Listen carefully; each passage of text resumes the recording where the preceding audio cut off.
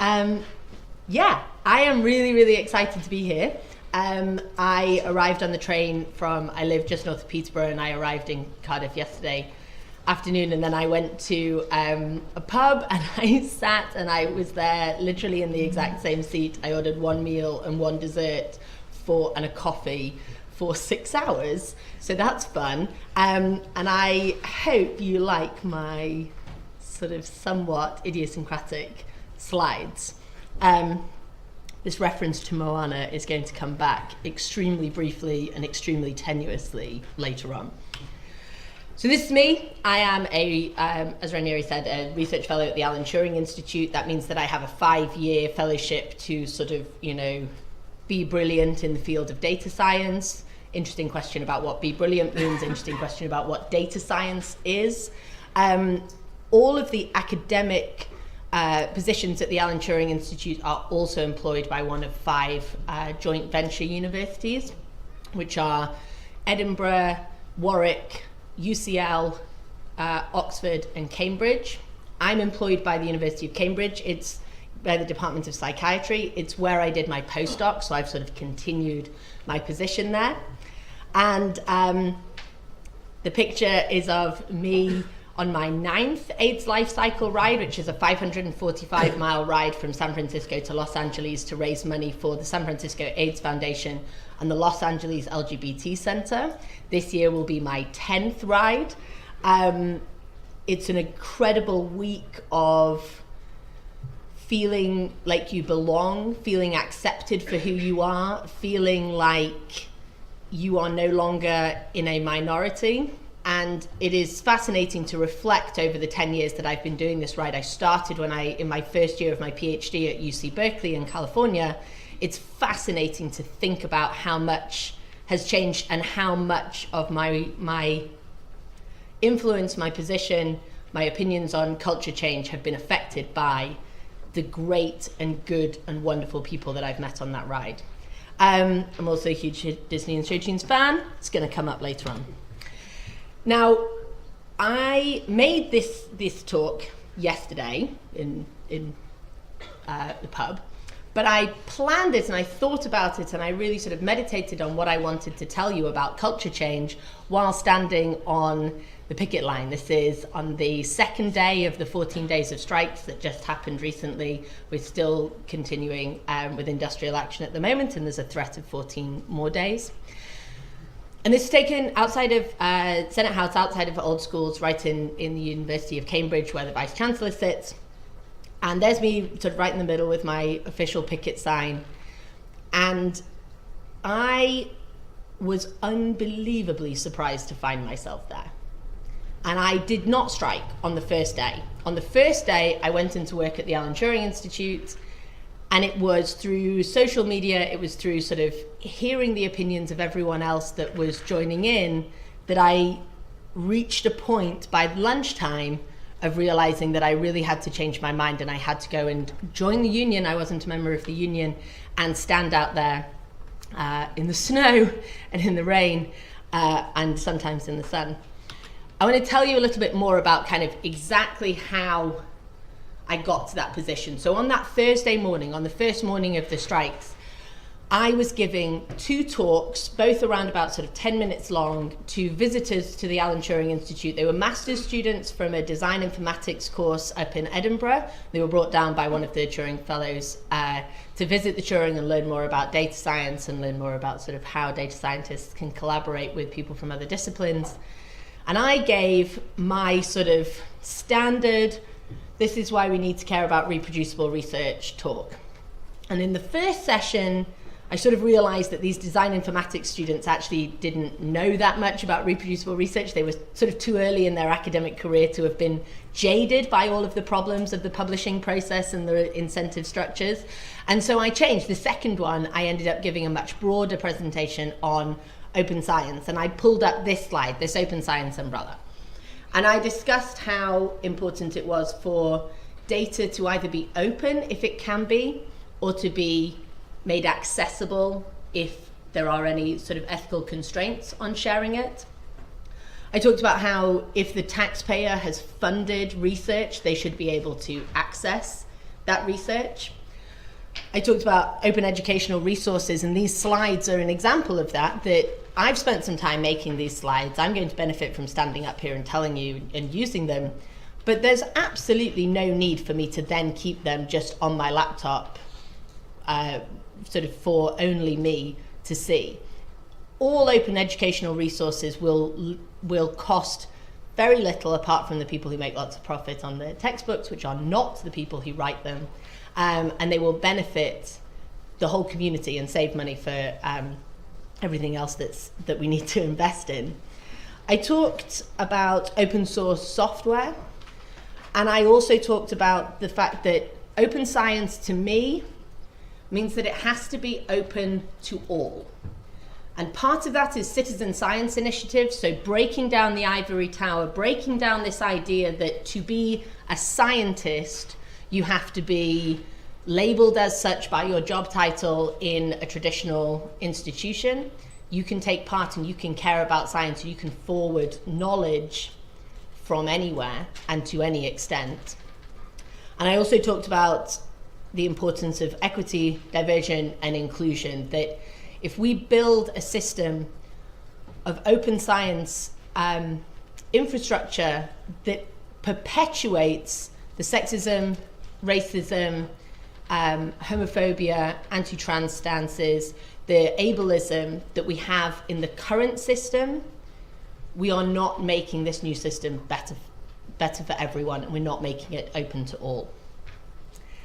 And you can maybe start to hear that as I'm standing up here passionately telling you about how we have to make sure that this is a career that is available to everyone, how standing on a picket line to defend fair pay and pensions starts to feel like a sort of moral obligation if I'm going to stand up here and preach about it. But I also got one more question, which was from a student who is a designer by sort of previous training, and she asked, why would anyone open source their code? Like, maybe it makes sense for one individual person to put something up and they might get a little bit more recognition, people might see it, they might use it. But why would a company, why would Microsoft, why would Apple, why would Facebook, why would any of these huge companies, why would a big pharma company make their code available? And I gave this incredibly strong answer of, we outnumber them. There are more of us than there are of them. And if we work together, we will always do better science, we will always do better research than any number of them can do from inside of their institutions. And again, you can probably see how I ended up on the picket line. This is another sunny day. I think we didn't take very many pictures on the cold and rainy days because it was a bit miserable, but this is me as a picket supervisor. It's amazing the promotions that you can have when you're building a new incentive structure that no one else is currently inhabiting. And we are outside the School of Clinical Medicine. There were very, very few scientists or engineers or sort of STEM faculty and researchers out on the picket lines in Cambridge, and I think that's because of a culture of caring about facts and being sort of apolitical. And my sort of message to you is that actually, if we want to sort of really make a change in the world, we do have to make some political statements. We can't just wait and let the status quo continue. And this is my first take home. If it's in big orange letters, I want you to remember it. This was in a closing speech by Heather Joseph, who's the head of Spark US, who run the OpenCon community events and the annual conference. And she said, "You are not the leaders of tomorrow, you are the leaders of today." And that is a statement that I hold near and dear to my heart every day. When I was looking for other people to take action, I don't have a permanent contract. The only person that would hurt that I hurt by going on strike is the one research assistant in my lab, the one PhD student who's visiting my lab for a year, and myself. But I looked around and I couldn't see senior people taking action. I suddenly thought, oh my God, what if that's me? Like, what if I am now a senior enough person to make this difference? And literally anyone here, anyone in the room, but anyone who is trying to make a change in the world, in the sort of advancement of open source, open science, however you choose to define it, you are a leader already. What is also particularly interesting about the fact that I was out there on this picket line, standing there with my sign chanting, "We are the university," is that exactly a year before, I was at a work week with the other Mozilla Fellows. I have a slide about Mozilla Fellows in just a little bit because the applications are open. I'm going to encourage you all to apply.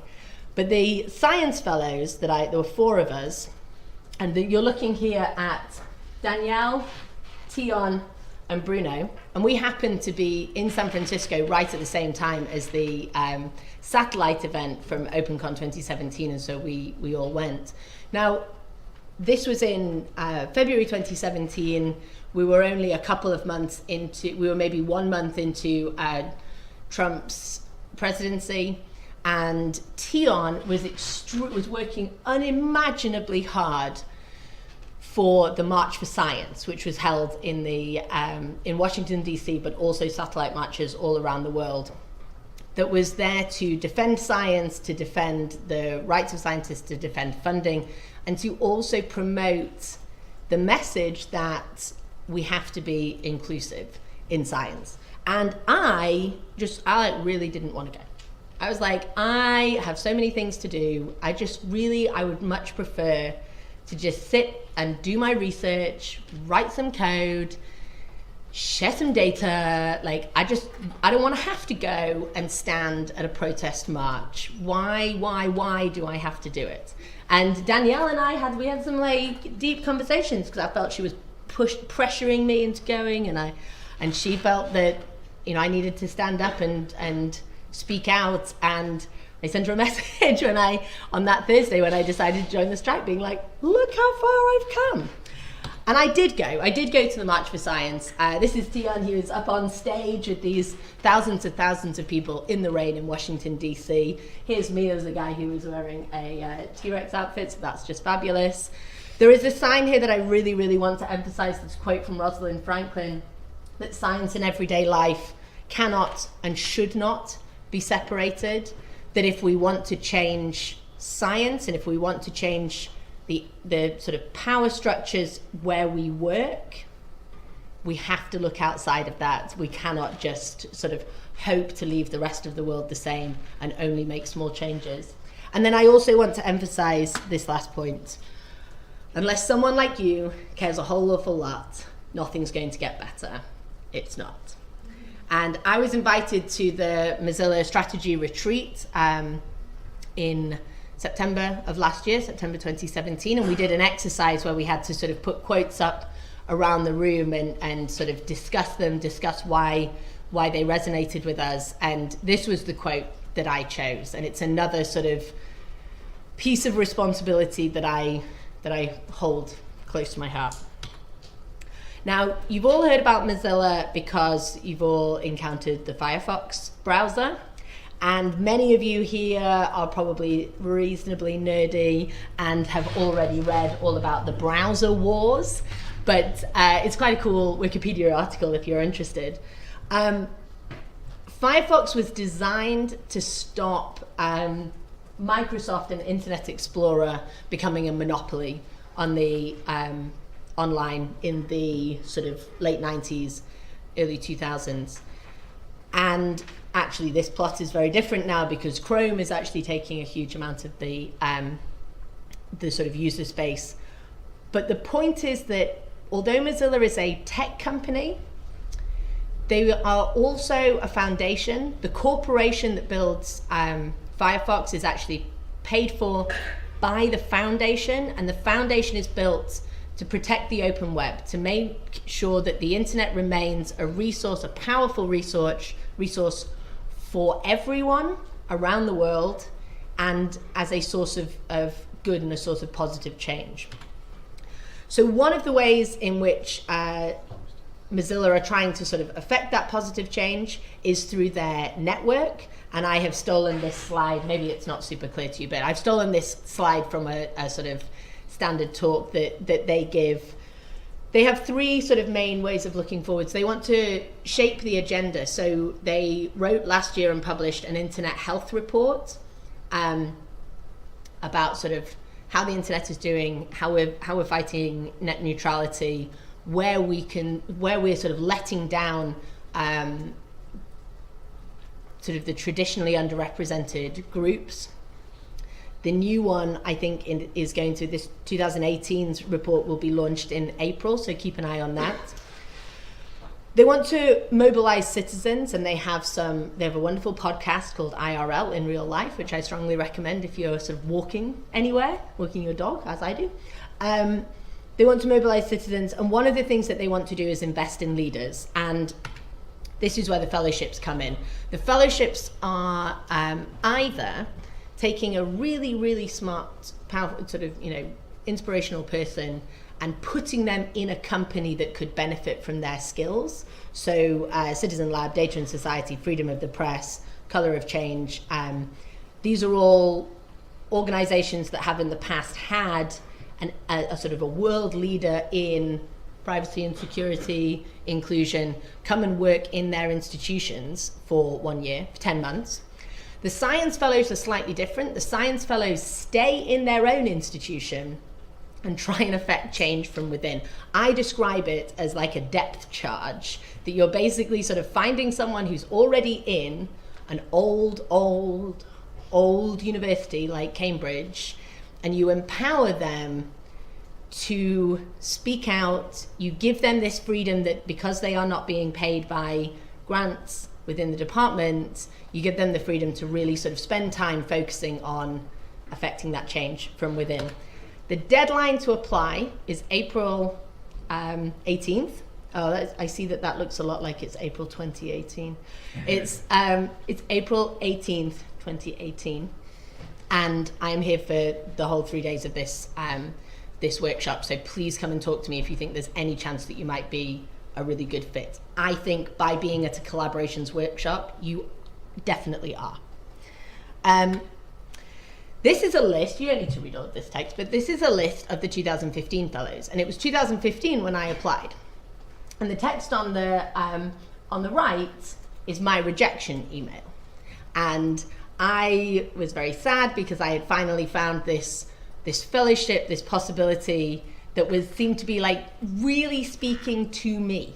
I didn't have to go and like p-hack my way to some sort of really sexy solution to mental illness, which, just like, come on people, that's really hard. We're not gonna get that done in 5 years' time. And I put a lot of work into the application. I got all the way through to the final round. I was in the last 10 and I didn't get selected. And I think this is hands down the greatest thing that has ever happened in my career. Because, for two reasons. One, it gave me the space to really get in touch with my own confidence.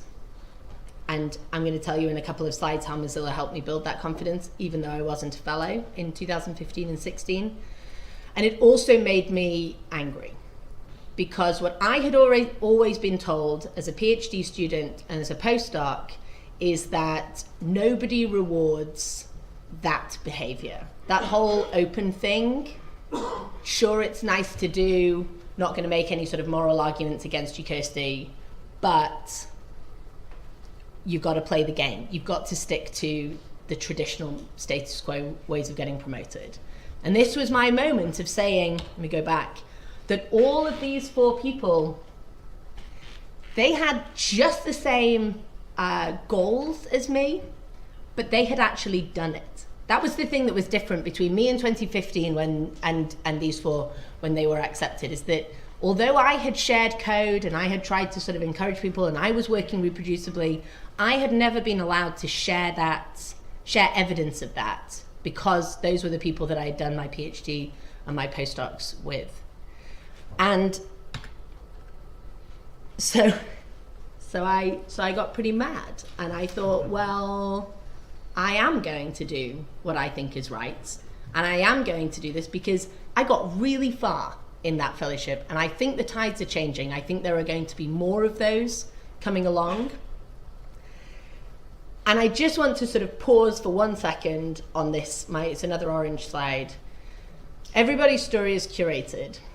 There's going to be a slide towards the end which talks about self-care. A very important point about everybody's story is curated is that when what you hear, what you see on social medias, on stage, in publications, is just one sort of final version of that journey. But I also want to encourage you to curate your story. Tell your story. Tell people how you got to where you are, how you got to the collaborations workshop in 2018, and where you're going to go. Because we're really into facts, we're really into proof, we're really into showing our data and showing our evidence, but actually we're all humans, and we like learning from stories. And so think about what positive changes you can make by telling your story. Okay, so I was an inaugural member. I was invited, even though I wasn't a fellow, I was invited to become an inaugural member of the Mozilla Open Leadership Training Program. It is now on its 5th round. And the definition of working open that Mozilla focus on is that it is public and it is participatory.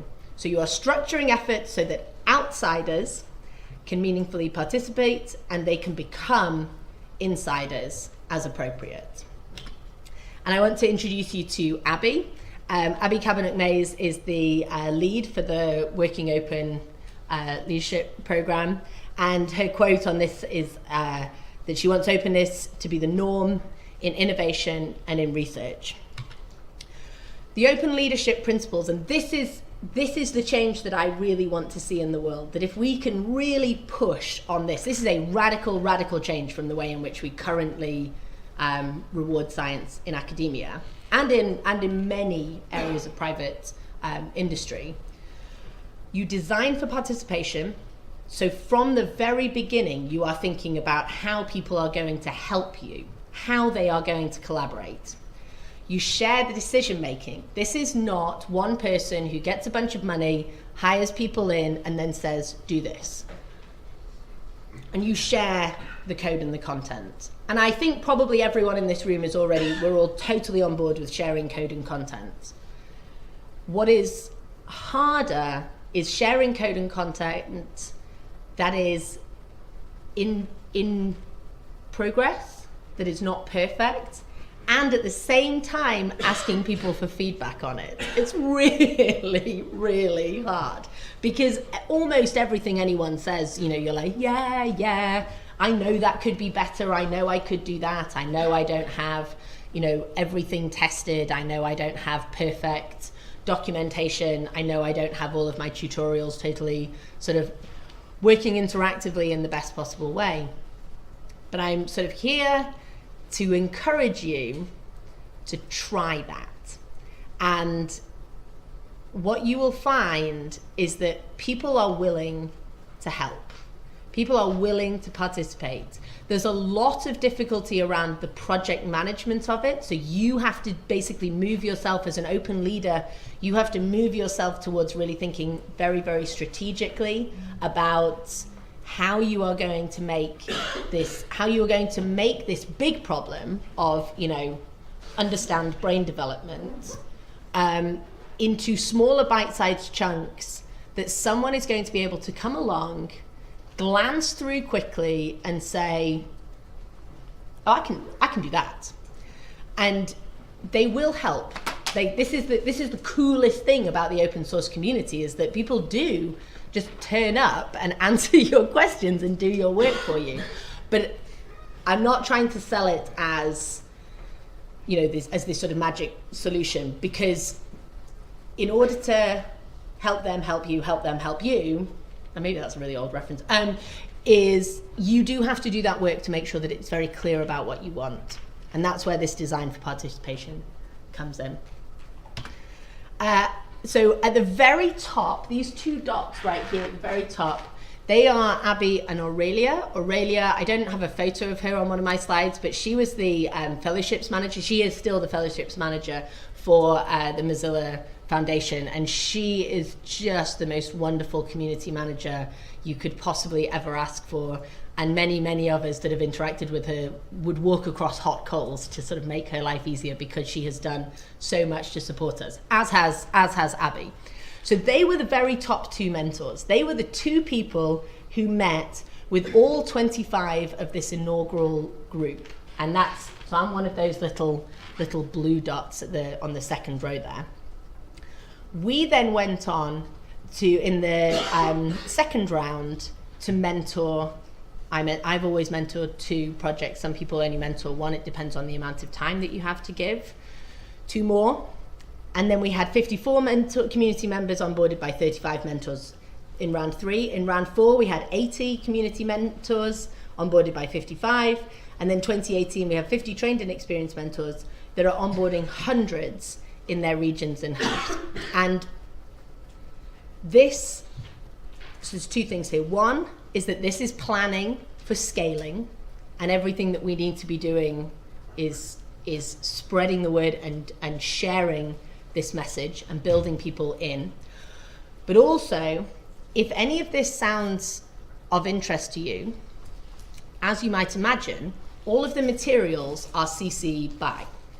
So if you want to run a local mentorship program, all of the resources are there. You can do it either as a working open workshop, which is like a 2.5 day, super intensive, do all the things for your project, get it all set up and ready to rock. Or you can do it as these online ones are working, as a 5-month sort of every week. You have a call and you have sort of certain topics that you cover each time. I want to just shout out Kathy and Elizabeth, who are my 2 project leads that I'm mentoring for this round. They are absolutely awesome. I'm deeply excited about both of their projects. And I want to shout out Yo Yehudi, who is one of the Software Sustainability Institute fellows. She's here. I'm yeah, she's there. And I mentored her for the Code is Science project. And she is now a mentor and also hosting one of the cohorts. There are 4 cohort calls, and she is one of the people who sort of welcomes everyone in and keeps everyone's time. And it is so rewarding to see people go to positions of such strength through this mentorship program. Another orange text slide. It's easy to support passionate people. It brings me great joy. I'm very busy. Most of you are very busy. It's a boring thing to say, but I keep saying yes to mentoring for the open leadership training because actually it invigorates me. It is more work for sure, but I am left feeling more refreshed and more and stronger as a result of interacting with these wonderful people. It's much harder to turn the ship. So to turn the 800-year-old institution that is the University of Cambridge and every other institution, I'm not trying to imply that sort of a more recent university will be any easier to pivot, that is hard. I give a lot of talks and my slides are CC BY, and you can take those and you can give the exact same talks, and you can ask me about any of sort of the tips and tricks that I have within those on barriers to reproducible research. You do not need me to give that talk. You are all absolutely on board with all of these various barriers. You are here because you have probably experienced all of them. If I'm directing my talks at early career researchers, I tend to focus very strongly on the require additional skills points. I try and give them sort of tips and tricks and point them towards resources. We talk about whether it takes more time or not, and I think it does at the beginning, but it's more efficient in the long run, and that'll link into the productivity talk this afternoon. Whether you have to support additional users or not, my short answer on that is that no, you don't. You just have to achieve somebody else being able to do what you did. You don't have to like make an all singing, all dancing package. But of course, that's like a nicer way of actually building a different system.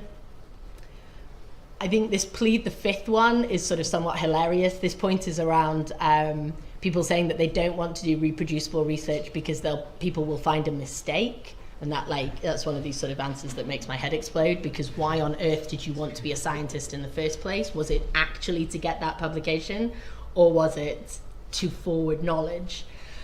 But really what I've come to sort of tell myself, and I think probably you all tell yourselves too, is that the fact that reproducible research is not considered for promotion, the fact that we have this massive publication bias in what is considered to be worthy of sharing towards novel findings, and the fact that we actually hold reproducible research to a higher standard. So if you have a reviewer and you submit no evidence of your work, that's fine. If you share the data and share the code, you're going to get you may get reviews back nitpicking on why didn't you do.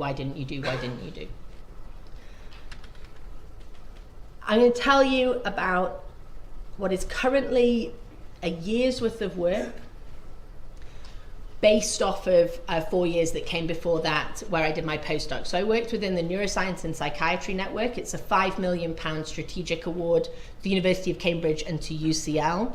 The goal is to understand adolescent brain development and how it relates to the risk of mental health disorders. You can see why that's like it's a big question. It's funded by the Wellcome Trust. This picture does have a couple of the principal investigators on there, but it's actually mostly the research assistants who collected interview data and questionnaire data from 2,500 young people in Cambridge and in London over 3 years, so 3 different time points. So I always want to make sure that when I talk about NSPN, I talk about the people that supported us and actually did so much of the work. So thank you to the research assistants. The data management team, we are not able to share the data. This is a deeply frustrating place to be because the Wellcome Trust mandates that we share our data. But we got this grant, I think the proposal was probably written about 7 years ago, maybe 8 now. It depends on how long it took to actually get accepted. It was before my time. And there was less knowledge then on what it would mean to share the data.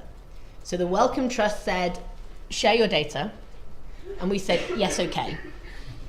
And then in our consent forms, we said that the data would be shared with other researchers, which actually means that we can't make it open.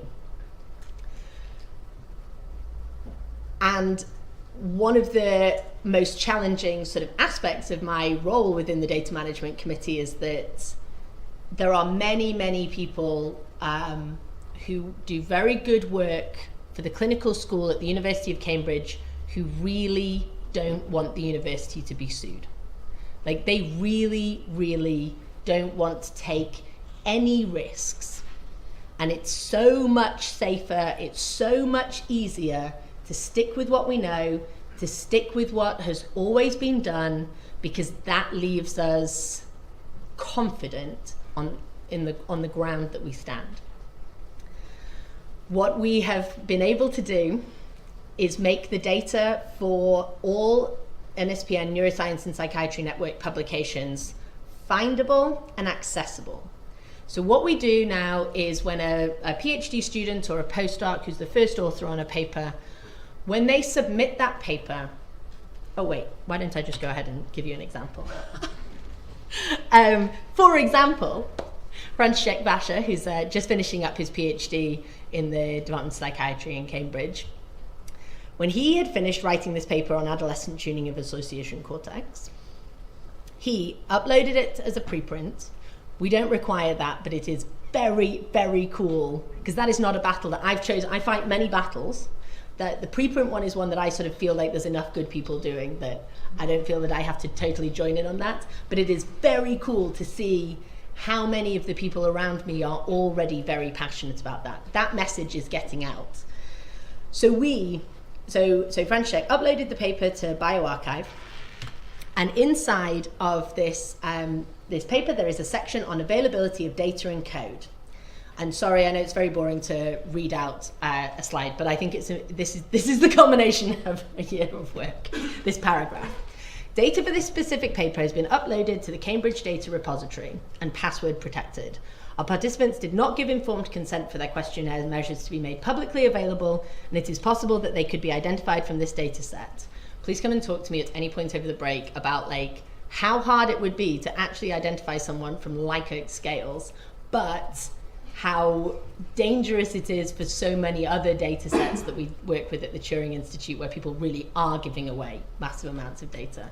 So we've gone on the sort of conservative end of this. Access to the data supporting analyses presented in this paper will be available to research with a reasonable request. I hate that phrasing.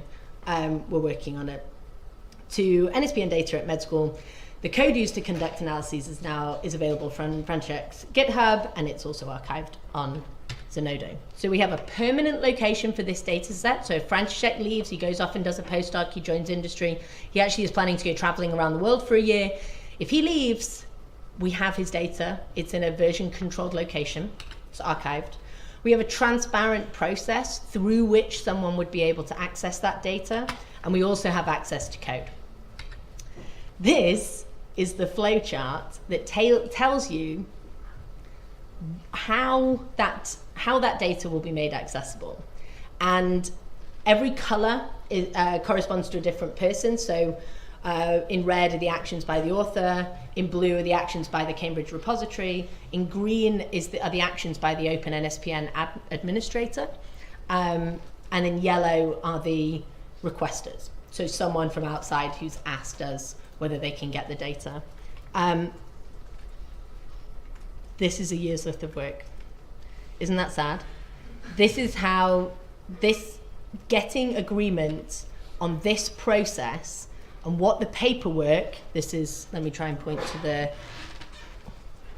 this box here says Open NSPN sends data access agreement, requester returns it, Open NSPN authorizes the data access request. This is a lot of work. It's not a lot of work to actually do, and at the moment we have, we have to have like wet signature. No, that's not quite fair actually. We have to have signatures from various authorized people at both the University of Cambridge and at the requester's institution. We would like to try and make that easier, but I want to sort of encourage you. Oh, I have a slide on that in a second. So we are working on making the data interoperable, because at the moment we sort of make the data available in whatever format the researcher uploads it in. So I'm involved in the brain imaging data structure project, the BIDS project. I have a couple of excellent Google Summer of Code applications that I'm currently reviewing for the deadline tomorrow. And we are also working on making it reusable. At the moment, all I have managed for us to achieve to date is a CC by NCND license, which actually basically means you can do nothing with the data except verify the results. So what I have managed to gain traction on within this old university is to get them to agree that verifying what was done in the paper, showing proof of that, allowing an independent researcher to check that work is worth doing. There is commitment from the senior leadership to make our data as open as possible. I think one of the biggest reasons is because we probably are all likely to want to go to the Wellcome Trust and ask for more money in the future. And so being able to kind of show that we have committed to open research is a plus, but it's slow. Incremental progress is still progress. It's not perfect, but it is better than sharing nothing. And this take-home message is, clearly I love all of my take-home messages, because every time I come across them in these slide deck, I'm like, this is a great take-home message. But the idea of letting perfect stand in the way of progress or stand in the way of good is very, very damaging within the open community.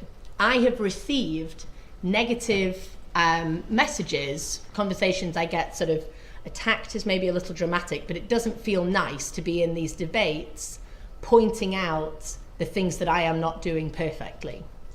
And I think that it's a very, very dangerous position to take as we are trying to change the culture. We need to be able to bring people in. We need to be able to make people feel that although they are not doing everything, they are at least taking one step.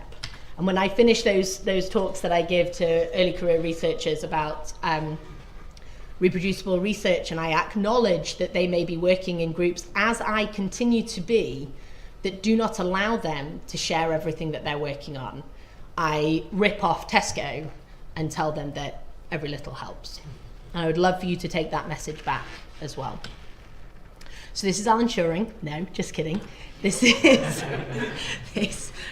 a very cool sort of statue, a sculpture of Alan Turing, and then this is me on the other side trying to crack the Enigma code at Bletchley Park. If you have not been to Bletchley Park, it was my birthday present for 2017. It was so great. My birthday present for 2018, well, my birthday's at the beginning of the year, was going to the Tina Turner musical. That was also so great.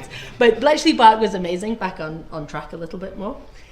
And I want to tell you a little bit about the work that I'm doing in collaboration with Martin O'Reilly over there at the Alan Turing Institute. So the Alan Turing Institute is the UK's hub for data science. I already told you that, sorry. And we wrote a seed funding application to get some money, and we used that money to pay for research software engineering time to position the Alan Turing Institute as a world leader for reproducible research by embedding a culture of reproducible by default at the Institute. And this last part of the sentence is Martin's, and it's a real nightmare. And providing training and tools to make reproducible research too easy not to do. So we pledged, hilariously, we pledged to make all outputs from the Turing Institute reproducible. Now, what's on the next slide? Oh yeah. So this is the Turing Way. I grew up in Manchester. If you Google the Turing Way, you come up with pictures of the Etihad Stadium, because that's the address of where Manchester City play. Clearly, I think I'm hilarious. The strategy that we have taken is to provide training and support for the incoming students, PhD students, enrichment students, students who've just come for 1 year to the Turing, and interns that come for the summer, 3 months over the summer. We have an amazing team of research engineers, and I'm using the term research engineering because it encompasses both research software engineers that are led by Martin, but also what we call data scientists, who are sort of available to work on projects that are brought to the Turing by, for example, our industry partners. We had a fascinating discussion last week about the difference between those two, and actually what we agreed on was that there's close to no difference. Their motivations are extremely similar, and we basically just want to do good research in a way that is sustainable. It would be wonderful if we could get to a point where everyone was working reproducibly from the beginning. And you would imagine that the UK's hub for data science is a place that you could actually achieve that. But at the moment, we're here for whenever anyone comes to us. We are as welcoming as we can be. We have a project called the Turing Reproducibility Champions Project. And what we are currently, actually, I think the applications close at the end of this week. And what we're asking for is people who are researchers in the Turing to send us papers that are quantitative papers, so the sort of the pure maths theoretical papers. We kind of we don't really, that's not really inside of our remit. But any quantitative paper that has some data and a process, some protocol that has been followed, probably code.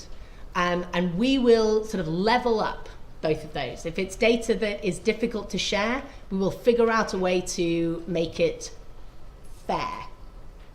If it's code that was written by a graduate student and they did a really good job of it and it works, but maybe it's not, as perfect as it could be, that's where the research software engineers will come in and support that.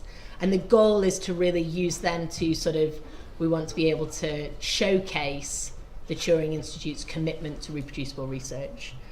We have institutional buy-in, which is great. That's the fact that the fact that they have a team of research software engineers is amazing. And I also, please come and talk to me in the break, because I probably can't say too many things about my interactions with the industry partners without getting really frustrated during these data study groups where we have people, researchers come to the Turing for a week and work on projects with our industry partners. Changing culture inside of academia is hard enough. What I now find myself in a position is trying to change culture within industry to try and make it so that they share code and they share their data, or at least they share one of those two things, and they share the reports. It's a big thing to try and do, but we are making progress. It's really freaking hard. That's just never forget that. It is so incredibly hard. And one of the things that I like to remember was someone who actually did not say this in a supportive way. They said it in a stop complaining Kirstie way, but I've appraised it as a supportive thing, which is that if it was easy, it would already be done. So it's kind of supposed to be this hard. I'm going to finish with my maybe this is actually my biggest take-home point, that you should take care of yourself. And you can do something fun. You can do some fun work rather than just the culture change stuff, which is really hard. You can have something to eat. You can talk to a friend. You can turn off social media, or as I do, you can find solace in social media. You can find people who are like you on social media. You can go for a run. My boyfriend runs an awful lot, and he takes me out when I'm particularly angry about something, and we do sprints around our home. We sprint from one lamppost to the next, and then we jog, and then we sprint, and we jog, and it's really hard, but it's really good at getting that frustration out. And you can also sing some show tunes. And this is my current theme song, and I want you to love it as much as I do.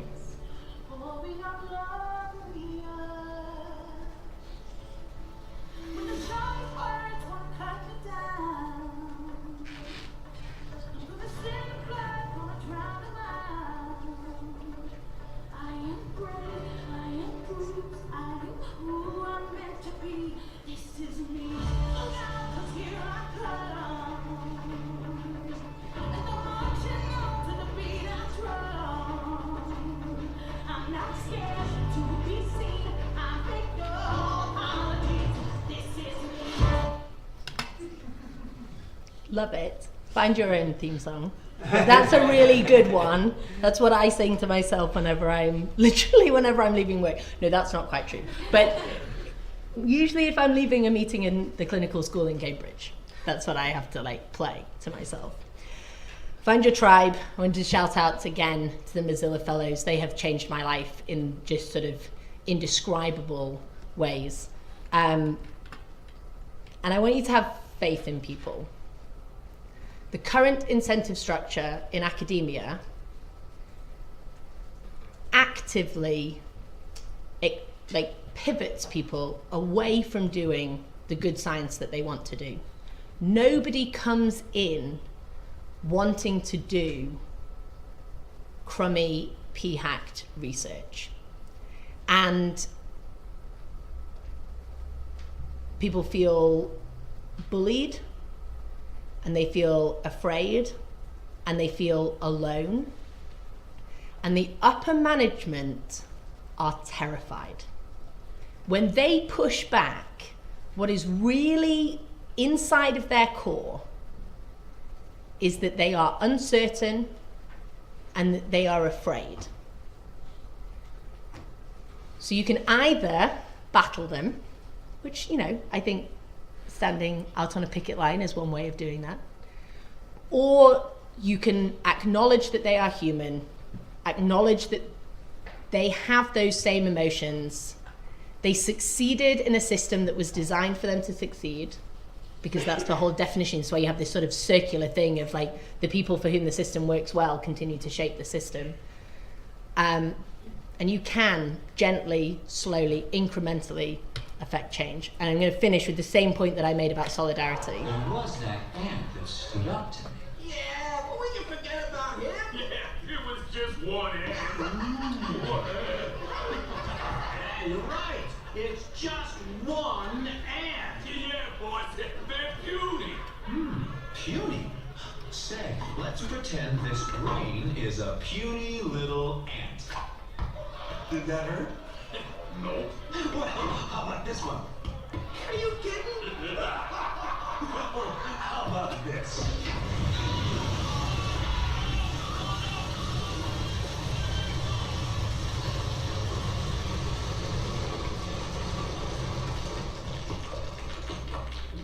You let one ant stand up to us, then they all might stand up.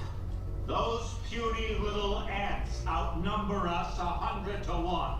And if they ever figure that out, there goes our way of life. It's not about food. It's about keeping those ants in line. That's why we're going back. Does anybody else want to stay? So if you haven't seen A Bug's Life, I like deeply recommend it. I was Googling some quotes recently, and I found out that the one by William Churchill, who was when asked during World War II if he wanted to cut budget funding to the arts, said, "No, that's why we're fighting." Turns out that's not real, so that's a real shame. But this one is. I did some searching around, and to the best of my knowledge, this quote from Alan Turing, who says, "Sometimes it is the people that no one imagines anything of who can do the things that no one can imagine," is true, and I want to leave you with that. Petra Vertesh and Alison Mackey have taught me everything that I know about neuroscience, brain development, network research, and also being a kick-ass, compassionate researcher. My boyfriend is really wonderful, and this is the UC Berkeley team from a couple of years ago on the AIDS Life Cycle ride that's shaped my life so much. Thank you very much.